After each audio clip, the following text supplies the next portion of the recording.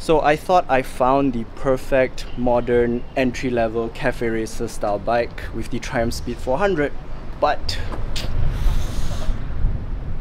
I think my opinion might be changing soon.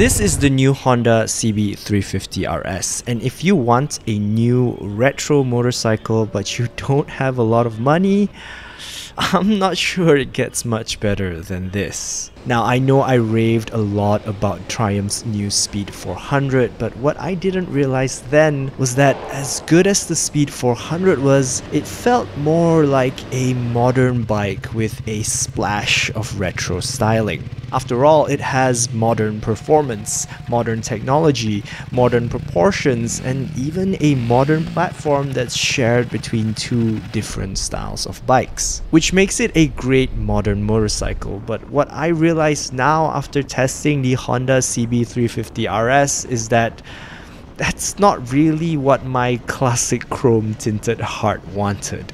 And I know that for certain because what I want is this. I've fallen harder and faster for the CB350RS than I ever did for the Speed 400. And I'm not the only one. I don't think I've seen my guy Hanif here grinning this much in any of these videos. It was like he was meeting his high school crush for the first time. But what exactly is it that gives the Honda its je ne sais quoi? Well, a good place to start is its looks, which I think are to die for. I feel like it has nicer proportions than the Speed. Yeah. Like the ratio of the rear to the front to like the height, like how level the seat is. Ooh, this is like, I don't know if photos or videos can really convey how beautiful this thing looks in person, even with the tailbox mount and pesky legalities. There's something about the stance this thing has that just feels about right. It certainly helps that there are also plenty of really nice little details peppered around the machine that I wouldn't have expected on an entry-level motorcycle like this. Ooh, look at that, man. This is not a sticker, not just a sticker here, this is raised. That's quality right there, right? Okay, he's too busy. The only real thing that I don't like about the design is the CB350RS's clock.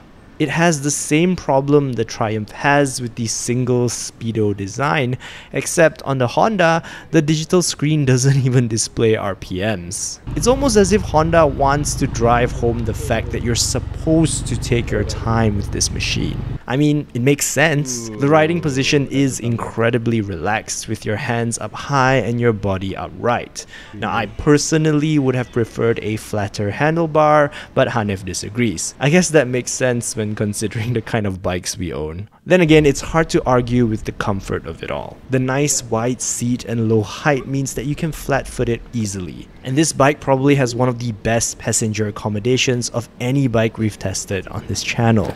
Very comfy seat, not bad. I would say the only impractical thing about this bike are its mismatched wheels. The Honda CB350RS sports a 19-inch front wheel and a 17-inch rear wheel, which in my experience usually limits your tire options. But I guess that's the price you have to pay for these beautiful proportions.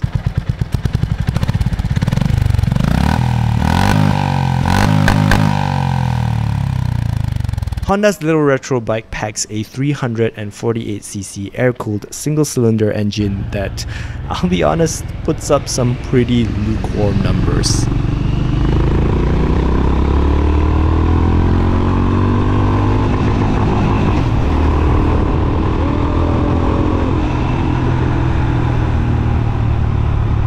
It packs about 20 horsepower at 5500 RPM and 30 Newton meters of torque at 3000 RPM, which is maybe just enough to get you a speeding ticket. Ada sampai top speed ke tadi? Ada, 110, 120 je. Untung lah. But itu dah habis lah. Untung lah. Full throttle dah. 120? How heavy are you? 80 kg? 82. Okay tu. But I wouldn't call it gutless. Torque comes in super low, so it does have a little pep in its step, but there's not really much left in the tank after that. Though what it lacks in performance, it certainly makes up for in character. Hearing this thing purr on idle and feeling the vibrations as you twist the throttle really threw me back to the start of my motorcycling days with my first bike.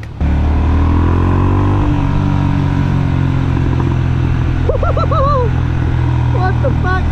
The chill handling combined with the naughty exhaust note that pops and bangs, even on the stock pipe, it feels nostalgic and simple and old.